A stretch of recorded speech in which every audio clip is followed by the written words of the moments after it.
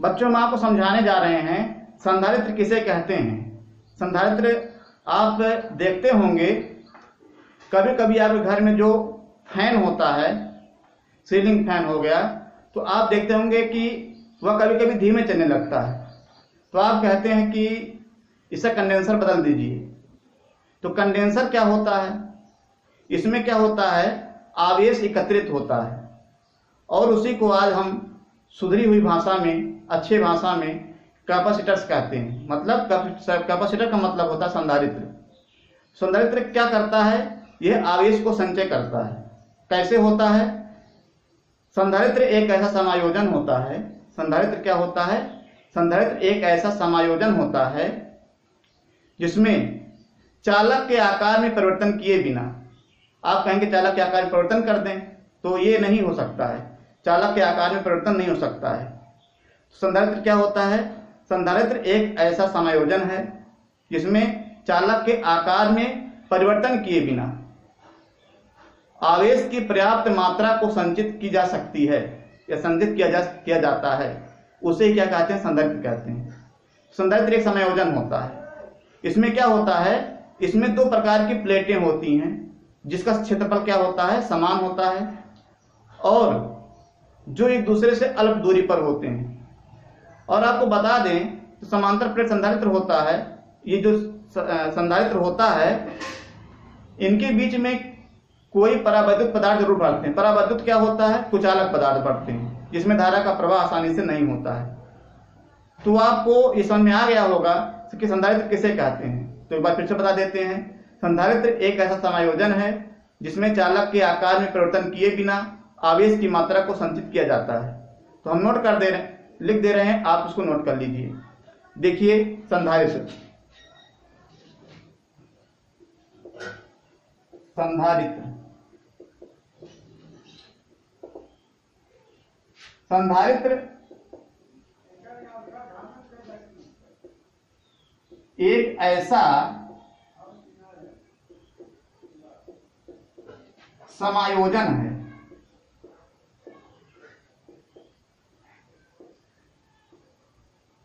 संधारित्र क्या होता है, एक ऐसा समायोजन है जिसमें किसी चालक के आकार में परिवर्तन किए बिना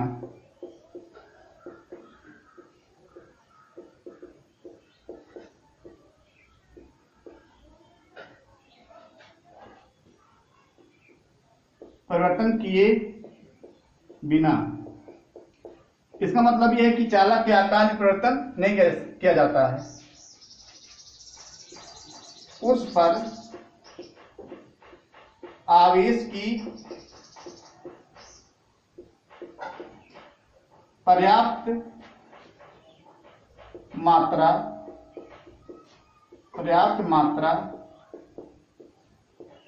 संचित की जा सकती है।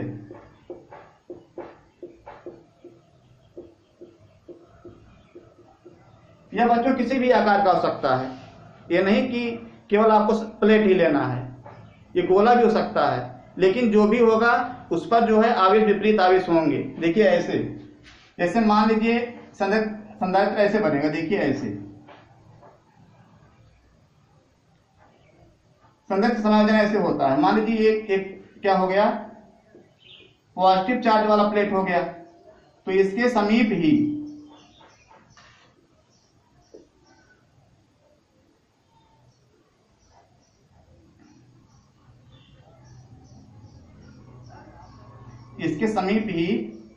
कैसा होगा, विपरीत आवेश, मतलब नेगेटिव चार्ज भी होगा।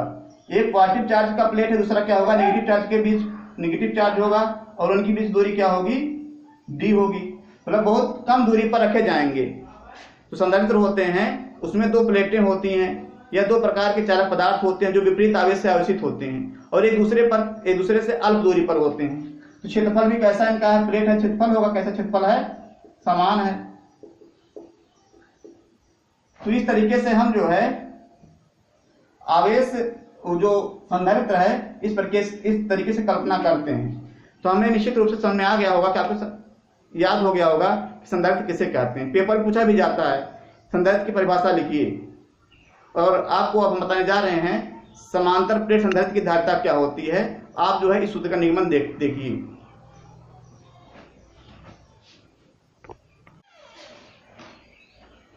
बच्चों, हम आपको समझाएंगे समांतर प्लेट संधारित्र की धारिता क्या होती है। यह बहुत ही इंपॉर्टेंट टॉपिक है क्लास 12 फिजिक्स का, और ये बोर्ड पेपर में अक्सर पूछा जाता है कि समांतर प्लेट संधारित्र की धारिता के सूत्र का निगमन कीजिए। तो आज हम आपको समझाने जा रहे हैं और आप अच्छी तरीके से इसको समझ लीजिए, जिससे कि आप जो है बोर्ड एग्जाम में या कहीं कंपटीशन एग्जाम में आसानी से इस क्वेश्चन को सॉल्व कर ले जाएं। तो आइए समझते हैं समांतर प्लेट संधारित्र की धारिता क्या होती है। तो हम हेडिंग डालते हैं समांतर प्लेट संधारित्र की धारिता।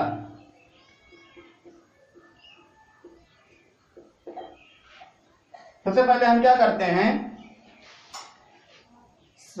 दो प्लेट लेते हैं जो आपस में क्या हो, समांतर हो। और संधारित्र में क्या होता है, दोनों प्लेटें जो होती हैं वो एक दूसरे से अल्प दूरी पर होती हैं, और दोनों प्लेटों में जो आवेश होता है वो जो है विपरीत आवेश होता है।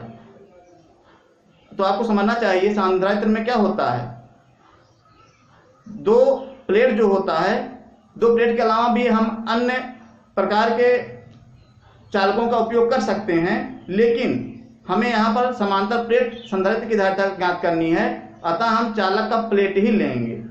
दो प्लेट होता है संधारित्र में, क्या होता है, दो प्लेटें होती हैं जो एक दूसरे से अल्प दूरी पर होती हैं, और उन पर क्या होता है, विपरीत आवेश होता है।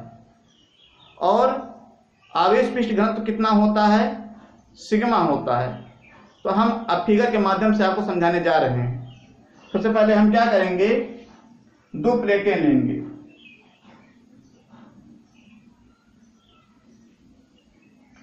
एक प्लेट ये हो गया, इस प्लेट पर कैसा आवेश है, धन आवेश है। आप सोचते होंगे केवल यही धन आवेश है, नहीं, पूरे प्लेट पर धन आवेश है। और दूसरा क्या हो जाएगा,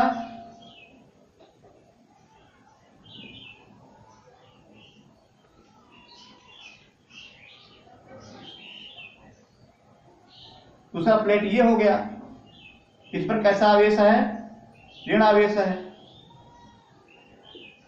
इस पर ये है प्लस क्यू, ये क्या है, माइनस क्यू है। इसका अगर ये धन प्लेट है, इसका पृष्ठीय आवेश घनत्व कितना होगा,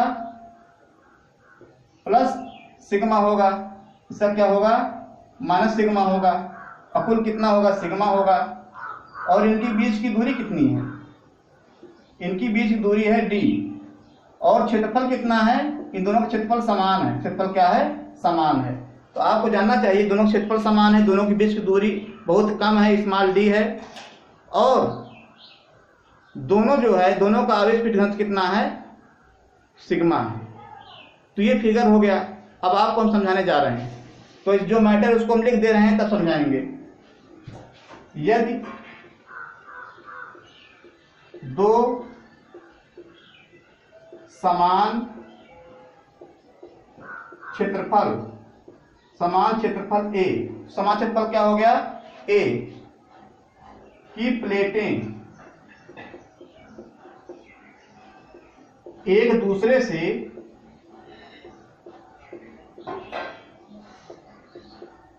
बहुत अल्प दूरी, बहुत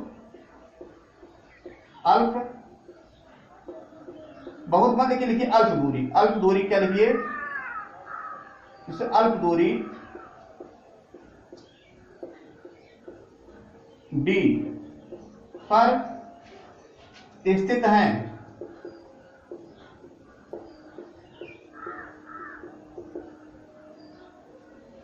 दोनों प्लेटों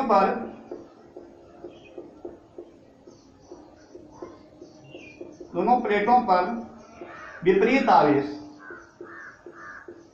विपरीत आवेश हैं तथा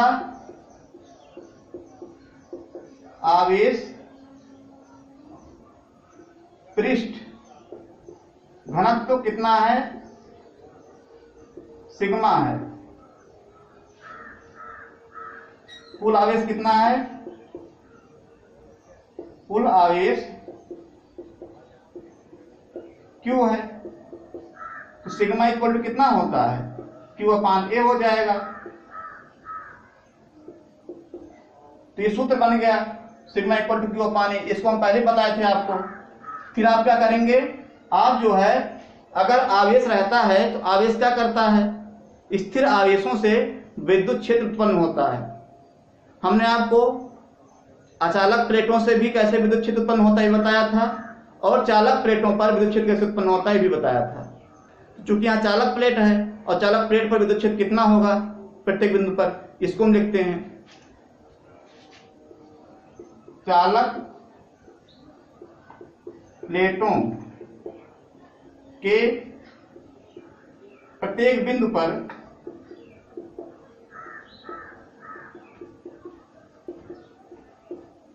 वैद्युत क्षेत्र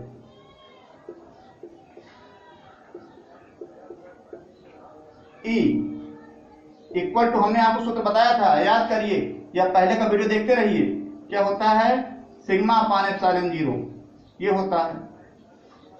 अब हम क्या करेंगे, इसको बनाएंगे समीकरण नंबर 2 और समीकरण 1 देखिए, इसमें जो है सिग्मा का मान क्यू अपान ए है। यहां लिख देंगे समीकरण 1 व 2 से, समीकरण 1 व 2 से E इक्वल टू कितना हो जाएगा, इसका मतलब ये है 1 और 2 से कि सिग्मा का यह मान जो Q अपान ए है यहां रख दिया जाएगा, हो जाएगा Q अपान ए और नीचे हो जाएगा एप्सिलॉन 0। विभवांतर कितना होगा, विभवांतर V इक्वल टू क्या होता है, A इंटू डी होता है। इसको भी आपको पढ़ाया गया है। तो V इक्वल टू कितना हो जाएगा, V इक्वल टू E का मान कितना है, Q upon A epsilon 0 into D. और हमको ज्ञात क्या करना है, संधारित्र की धारिता ज्ञात करनी है। क्या लिख देंगे, संधारित्र की धारिता, संधारित्र की धारिता, धारिता बराबर क्या होता है, धारिता बराबर हमने आपको बताया था। तो आप याद करिए क्या होता है, धारिता बराबर Q अपान V होता है। तो Q अपान V जब होता है तो हम Q का मान रख देंगे, C इक्वल टू Q का मान कितना है, Q का मान Q ही होगा। V का मान कितना है, Q upon A epsilon 0 into D. तो ये इससे कैंसिल हो गया। अभी नीचे वाला पार्ट ऊपर चला जाएगा तो C इक्वल टू कितना आ जाएगा, A एप्सिलॉन 0 अपान कितना डी। तो इसको जो है आप नोट कर लीजिएगा। चालक की धारिता कितना आ गया, C का मान यहां लिख दे रहे हैं, C इक्वल टू कितना आ गया, A एप्सिलॉन 0 अपान डी। ध्यान रहे कि ये जो चालक प्लेटें हैं इनके बीच माध्यम क्या है, निर्वात है। ये निर्वात में निकाली गई हैं। ये किसके लिए हैं, क्योंकि एप्सिलॉन 0 जो है किसके लिए है, निर्वात के लिए है। अब आगे हम इसके बारे में और कुछ पॉइंट है इसको बताते हैं।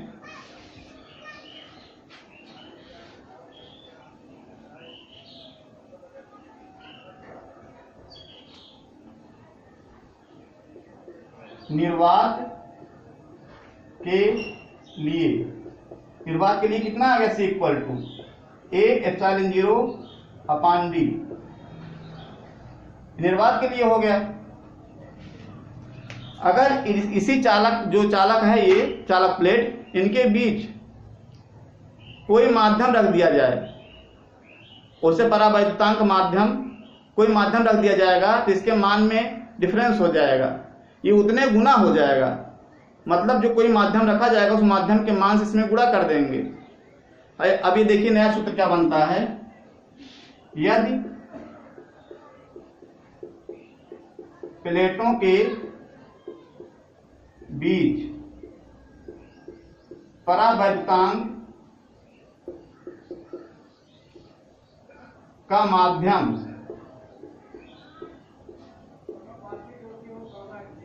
सिग्मा आर हो तो अब निर्वात नहीं, अब माध्यम आ गया, दे देंगे सी माध्यम बराबर क्या हो जाएगा ए इंटू सिग्मा एप्सिलॉन ये हो जाएगा epsilon 0 into epsilon R upon D. तो ये माध्यम के लिए सूत्र आ गया। अगर कोई माध्यम होगा तो ये सूत्र भी आपको याद होना चाहिए। इस तरीके से बच्चों हमने आपको समांतर प्लेट संधारित्र की धारिता के बारे में जितने भी इंपॉर्टेंट इसमें फैक्ट थे वो भी बताया और इस सूत्र का निगमन भी अच्छे तरीके से किया। अगर आपको ये पॉइंट जितना बताया गया अच्छी तरह समझ में आ गया हो तो आप इसको बार बार अभ्यास करिएगा, क्योंकि बहुत ही इंपॉर्टेंट टॉपिक है ये और पेपर में लगभग हर साल पूछा जाता है। अगर आप चैनल सब्सक्राइब कर लेंगे तो जो वीडियो हम डेली अपलोड करते हैं आप तक पहुंच जाएगा, आसानी से आप पढ़ सकते हैं। अपने दोस्तों से भी कहिए कि वो भी चैनल सब्सक्राइब कर लें और अगर कोई प्रॉब्लम आए तो कमेंट करिए और अच्छा लगे तो लाइक भी कर लिया करिए। Thank you watching this video.